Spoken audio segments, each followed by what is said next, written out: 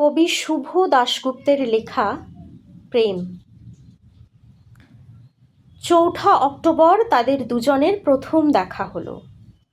তখন বিকেল ঘনিয়ে আসছে, বাতাসে শীতের আমেজ। ১০ই অক্টোবর তাদের দীর্ঘক্ষণ কথা হলো টেলিফোনে। সেদিন ছেলেটি নতুন কেনা টবে গোলাপের চারা লাগালো। ৩০শে অক্টোবর রেস্টুরেন্টের নিরালা কেবিনে ছেলেটি বলল, তোমাকে আমি ভালোবাসি। মেয়েটি লজ্জায় মাথা নিচু করে টেবিলে আঁকিবুকি কাটল। ১২ই ডিসেম্বর গোলাপ গাছে কুঁড়ি ধরল। মেয়েটি রেস্টুরেন্টে ছেলেটিকে জিজ্ঞাসা করল, কেন ভালোবাসো আমায়? আমি সুন্দরী তাই? তোমার চেয়েও সুন্দরী আছে কত। আমার বাবার প্রচুর টাকা তাই? তোমার বাবার চেয়েও বড়লোক এখানে কম আছে। তাহলে ভালোবাসি ভালোবাসি, তাহার আবার কারণ হয় নাকি? মেয়েটি বাড়ি ফিরে বন্ধুদের সঙ্গে টেলিফোনে অনেক আলোচনা করল। সবাই এক বাক্যে বুঝিয়ে দিল, ভালো যখন বাসে তখন একটা কিছু কারণ তো আছে বটেই, সেটা না বুঝে বেশি এগোস না। ৩রা জানুয়ারি মেয়েটি বলল, আমার কাছে কি চাও? কই, চাইনি তো কিছুই। ভালোবাসো অথচ চাও না? তাহলে না চাহিলে যারে পাওয়া যায়। এ তো গান, শুধুই গান, তাছাড়া কি? কিছুই যদি না চাও তাহলে ভালোবাসো কেন? ভালোবাসি, তাই ভালোবাসা দিতে চাই। চাইবো কেন? তুমি সত্যিই অদ্ভুত। ১০ই ফেব্রুয়ারি দুজনের দেখা হলো মেট্রো স্টেশনে, পাতালে। ছেলেটি বলল, আমি কাল সারা রাত বাঁশি বাজিয়েছি। সারা রাত সেই সুরের মায়াবী আলোয় তুমি নাচছিলে। অসামান্য অনন্য সে নাচ।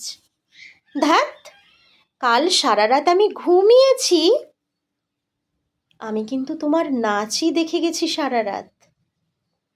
তোমার বাঁশি একদিন শুনতেই হবে। ১২ই মার্চ ছেলেটি বাঁশি বাজালো। মেয়েটি শুনল। সময় থমকে থেমে রইল অনেকক্ষণ। বাঁশি যখন থামল, মেয়েটির দু চোখ ভরা জলে। বলল, বাঁশি শুনতে শুনতে আমার ঘুম এলো আবেশে। আমি দেখলাম আমি নাচছি, মেঘের মাঝখানে তারাদের পাশে আমি নাচছি। আকাশে ফুলের গন্ধ। ডাক্তার আমায় বাঁশি বাজাতে নিষেধ করেছে। সে কি? কেন? বাঁশি আমায় টেনে নিয়ে যায় স্বপ্নের মধ্যে। ডাক্তার বলেছে, স্বপ্ন দেখে দেখে আমার মস্তিষ্কের শিরা উপশিরার জট পাকিয়ে যাচ্ছে। তাহলে ভাবছি।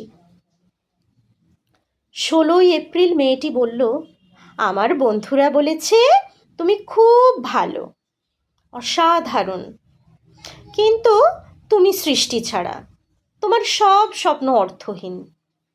আমি জানি। স্বপ্ন টপ্ন তুমি ছেড়ে দিতে পারো না? না। তাহলে তাহলে তুমি তো আমাকে হারাবে। তোমায় পাইনি তো কখনো।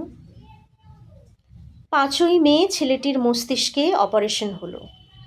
একটু সুস্থ হতে মেয়েটি এসে বলল, ভালো আছো তো? এখন আর স্বপ্ন টপ্ন দেখছো না তো? দেখছি, আরও সুন্দর সুন্দর সব স্বপ্ন দেখছি। তাহলে তো দেখছি অপারেশনটা আদৌ সফল হয়নি। বাড়ি ফিরে বন্ধুদের ফোন করলো মেয়েটি।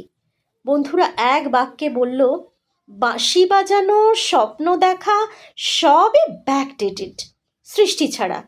তুই আর লোক পেলি না? তুই এত রূপসী, তোর এত উজ্জ্বল প্রসপেক্ট, ভালো যদি চাস তাহলে শিগগিরই বিয়ে করে ফেল তোর দাদার সেই বন্ধুকে। উনি তো শুনলাম ক্যানাডাতে সেটেল করবেন। 7ই জুলাই মেয়েটি আবার জিজ্ঞাসা করল, তুমি সত্যিই কি চাও বলো তো? তুমি আরও সার্থক, আরও সুন্দর হয়ে ওঠো, ব্যাস, আর কিছু না? আর আর চাই স্বপ্ন দেখতে। ও, স্বপ্ন তাহলে তুমি ছাড়তে পারবে না? না, তাহলে থাকো তুমি তোমার স্বপ্ন নিয়ে। 12ই আগস্ট গোলাপ গাছে ফুল ফুটল অনেক। সেদিন দুপুরে ছেলেটির মস্তিষ্কে আবার অপারেশন হলো। 13ই সেপ্টেম্বর ছেলেটি মারা গেল। 14ই সেপ্টেম্বর মেয়েটির শুভ বিবাহ সুসম্পন্ন হলো ক্যানাডাগামী পাত্রের সঙ্গে।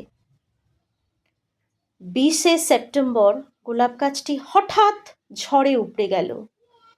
সেদিন সন্ধ্যের বিমানে মেয়েটি হানিমুনে গেল। যাবার আগে বন্ধুদের বলে গেল, স্বপ্নের চেয়ে বাস্তব অনেক ভালো রে, অনেক মধুর। স্বপ্ন দেখে কেবল বোকারা। 4 অক্টোবর ছেলেটির মা ঝরে পড়া গোলাপ গাছটিকে সযত্নে তুলে ফেলে দিলেন। শূন্য টবে তখন কয়েকটা পোকা, কয়েকটা মাছি। আমি ঠিক জানি না ওগুলো পোকা, মাছি নাকি ছেলেটির স্বপ্ন। আমি ঠিক জানি না, ঠিক জানি না।